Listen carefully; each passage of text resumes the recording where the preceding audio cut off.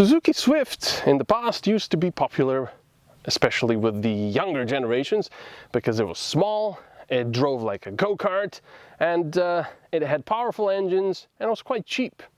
Now, however, the Swift became a bit larger, nicer looking, which we can't really say for us, and it's also more attractive for the older generations because it has a lot more equipment like LED lights, radar cruise control, and this quite economical 3-cylinder petrol engine.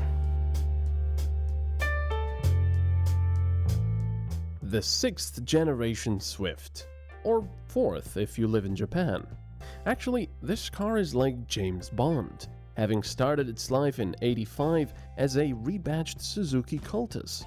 It also had other names around the world like Forsa, Jazz, Chevrolet Swift, Sprint, Sprint Metro, Geo and Chevrolet Metro, Pontiac Firefly, Maruti 1000, Holden, Barina and Subaru Justy.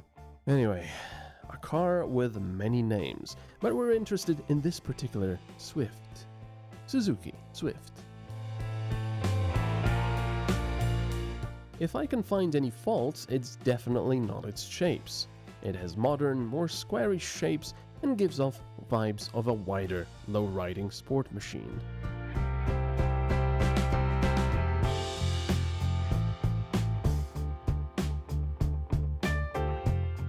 The windows on the back seats, along with the handle, meld into the window at the back, while the 16-inch alloys are available in higher equipment packages.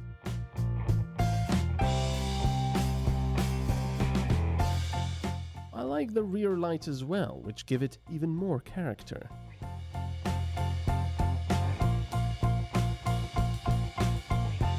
But there is a rather curious little tag under the Swift badge. This Suzuki Swift is a Super VHS, which means you get a video recorder inside, you can watch all your old video recordings, films and so on. But actually, now that I think about it, I think you actually read it from the left. SHVS, whatever that means. I know that it means it has a hybrid inside. How it works, we'll talk about that a little later. Now, considering the Suzuki Swift is not really a huge SUV, I wasn't expecting to fit all of our equipment inside, but we actually did. It's a little tight, a little bit cozy, but there's still a little bit of space left, which is quite surprising. And actually, this is a very big plus because of one more reason. If you've watched my Suzuki Ignis review, then you've probably seen how much space it has in the back. Now, the story continues with the Swift. There's loads of space here for the rear passengers. Now, considering that I put all the equipment in the back, there's still space at the front for the front passengers as well, and plenty of it. Look at this.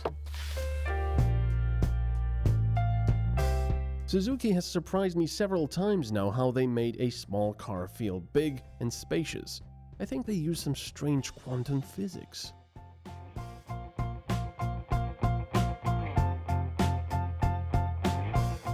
Even when sitting behind the wheel, you won't feel entrapped. You've got an infotainment screen, nice instruments, comfy multifunctional steering wheel, and interesting climate controls.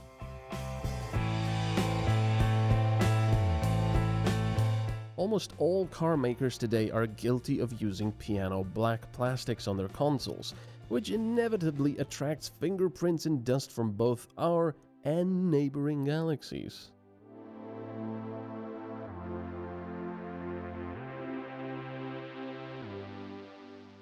Before I travel to those galaxies, I'll have to test drive the Swift to see if it's comfortable on longer trips as well. I have to say I was never truly a fan of 3-cylinder engines, but I have to say that it actually works in this Suzuki Swift. It's small, it's got 3 cylinders, a manual transmission, which is quite a lot of fun. It's sort of a little sporty and feels nice. It's got a turbo, of course, and it actually doesn't consume that much fuel. Right now we've got 4.8 liters per 100 kilometers, and I'm sure you can get that down by driving very economically. But I was talking about it being a hybrid before. Before I touch on that, you have, of course, the standard infotainment system of the Suzuki, and you've got a little color LCD in the middle of the instruments, which is actually quite high resolution, so you can have a lot of small details on there. It's nice. So about the hybrid system, it's sort of a curse, like a Formula One KERS. If you don't know what that is, in Formula One, when they brake, they recuperate some of the energy and it fills the batteries. And then when the racer wants it, he presses a button and an electric motor uses that battery power to accelerate. Of course, here you don't have a button. The system does it automatically, but it has a small battery, and when you're braking, it fills that battery, and when you're accelerating, it uses the electric motor. Not always. You can check that on the little display. You've also got all the other stuff like G-forces and I don't know what else, but you should really be looking at the road instead of at displays.